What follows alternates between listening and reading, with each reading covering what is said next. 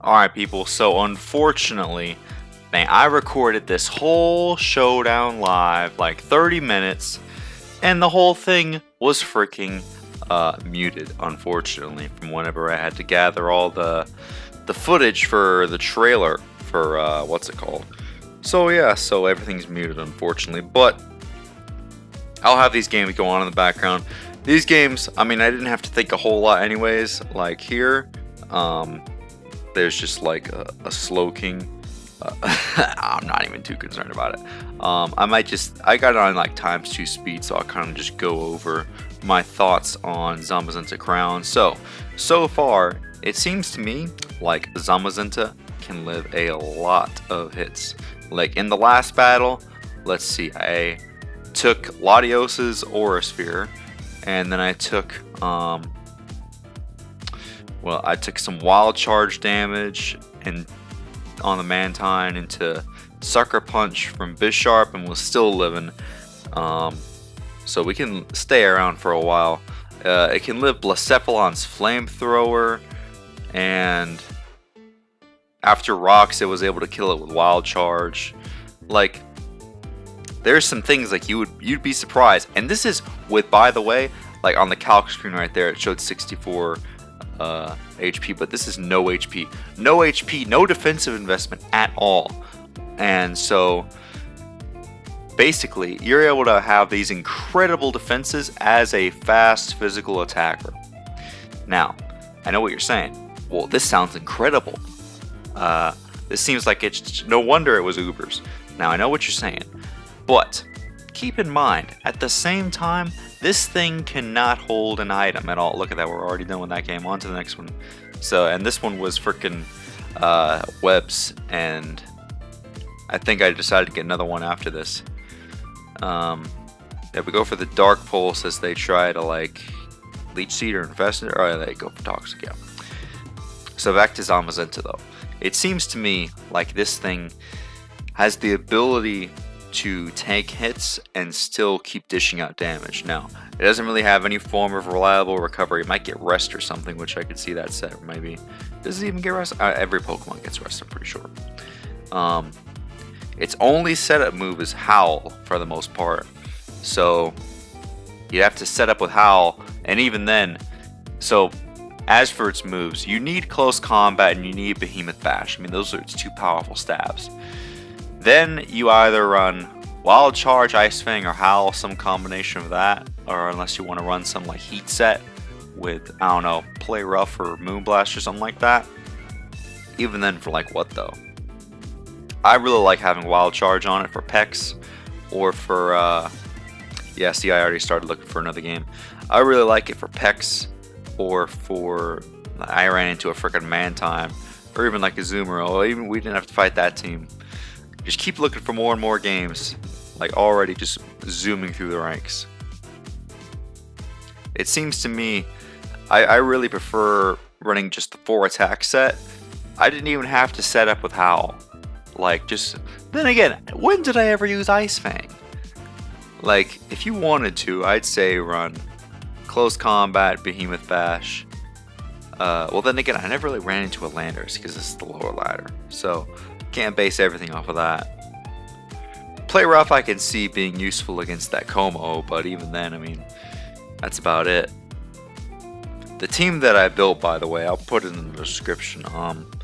It's not too great. I mean, it's okay against the lower ladder, but I built this thing in like 5 minutes, so it's very. There was a battle with Zero Aura. I was like, oh snap, I could easily lose, but thankfully my opponent was running banded Zero Aura, so they kept spamming knockoff, unfortunately for them.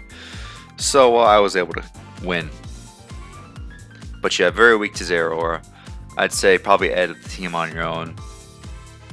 Put, I don't know, Rillaboom on somewhere. A Rillaboom would probably be nice with this team. Here they go Heatran, as I think, yeah, I predict the Como and they go that. Able to take it out. Or Hyper Voice does nothing to me. As they bring back in the Como. I couldn't believe it, but they went for the sub, and so I'm like, alright, well, I may as well go Scarm. And they get the freeze on me. Now this is where I was so annoyed, but I was like, the only thing I can do is just go for that frickin' first turn freeze, because there's nothing, or the first turn thaw, because otherwise I lose. Just raw, and we get it. So go for another Brave Bird, and we will take it out afterwards. Excellent. In comes the frickin' Heatran, and go Hydreigon, and from there we can just go Slowking easily, as they reveal their Eruption, and bada bing bada boom. I could have just gone hard Slowking on the Heatran, I guess, but for some reason I thought I had Earth Power, even though I built the team.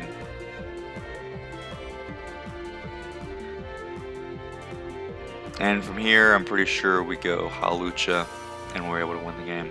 But either way, back to Zamazenta. I think a lot of people think it's going to be too much. I mean, if I think that it's really great, people are going to already say, oh, it's too much, it's too much. But I do appreciate that Smogon was willing to let us suspect this. I mean, this has got to be the highest base stat, because what's Kyurem Black? Is that... What's its base stats? Is it more than, it's gotta be more than 680, right? Because this thing is what, 720? Same as Arceus? Let's see, what's Kyurem Black stats?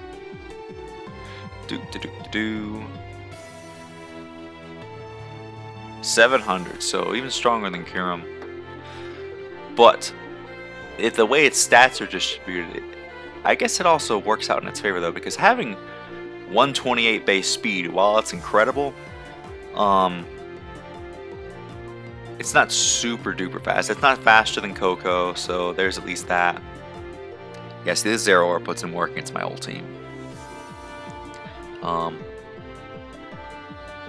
But other than that, I mean, you're slower than Coco, Polt, and Zeraora no matter what. So it might honestly be worth it to run Adamant, because there was a situation where close combat didn't kill Heatran, and it would have killed if it was Adamant. But that's just one thing. I feel like running Zamazenta on most teams, I don't know. It's decent on hyper offense. I feel like people might more so run it on a balanced team. Then again, is this balanced? This is kind of balanced. Like I'm running. I got freaking Skarm, Slowking, and Zamazenta, so we're pretty bulky. Thankfully, able to set up against this Kartana and just roost up. And look at that. They have freaking Victini and Zeraora. I really should have. But I thought Zeraora was going to beat me anyways. So in comes that. And bada bing, bada boom. And Zeraora, I'm like, oh crap. But thankfully they go for knockoff. And I'm like, oh, I can just win. So there's that. And I think I get one more game after this. Yeah, I think I get one more game. So we'll kind of run through this one, because this one was probably, I think, the most intense one. Or there might have even been another one after this. I can't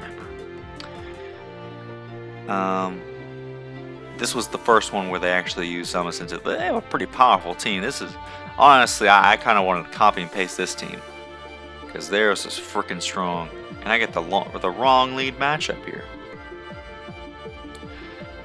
But yeah, Zamazenta seems like it's going to be a very large threat if they were to bring it down and unban it. Which, keep in mind, the people that are going to make it through the suspect in general, they are not for things like Zamazenta. I mean, they banned, well, obviously we needed to ban Magearna, but they banned Cinderace, which was a, what? No, they didn't even have a suspect for Cinderace. What am I saying? So, to think that they would allow Zamazenta seems unlikely. But stranger things have happened, my friends. Stranger things have happened. It offers a decent check to Melmetal. I mean, of course, Melmetal can still run Body Press and Superpower, but still. You could do pretty good against it. I feel like, I mean, you're faster than Torn. So, I mean, that Behemoth Bash, I don't know if it's a kill or not. I mean, I could see. Off to the side here, I can maybe run a calc. Let's see, Zamazenta versus Tornadus-Therian. 59 to 70 when you're adamant.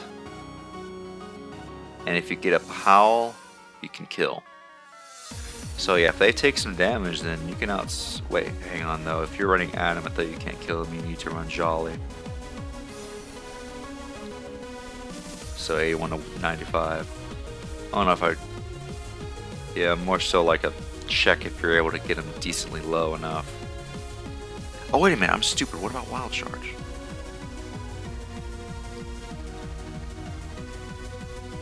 Wild Charge. 97 to 114 at +1. So yeah, you can imagine. Anyways, here, let's see, I set up with my Hawlucha and we're able to close combat them, and bada bing bada boom, we win the game. And now we get one more. So yeah, this is the one, my friends, where Zamazenta put in work. I lead right off with it. Watch this. I'm gonna just go right for that Behemoth Bash because I was calcing Ice Fang. Really, you only need to use Ice Fang if it is ×4 effective on like a Lando or something, and even then, I mean, look at Behemoth Bash. Yeah, like what else? I mean, maybe Garchomp all the 4 times weeks, you know. And they bring in this thing, like I'm not gonna Wild Charge it, like come on, bro. And then they bring in Bisharp, and I'm like, yo, you think I'm not gonna live the Sucker Punch close combat? They are Sash, but I can just easily go Scarm, and then set up some nice rocks. Beautiful. Absolutely beautiful. Gonna go out back into out into Slowking, and we can easily Scald and get rid of this thing. Nice. So from here, Zamazenta wins. Yeah, there we go. Would you look at that? So that's gonna be it. So far, I think that Zamazenta is incredibly powerful, and I think that we're gonna be seeing a lot more of it in days to come. But that's gonna be it for me. I think you've heard enough of me rambling on. Hope you guys got to see it put in some work in some of these games. Unfortunately, I was muted. This isn't the first time this has happened, but I didn't want to re-record this whole thing just because there was a lot of cool battles there at the end. So, GG's. Be sure to like, comment, subscribe.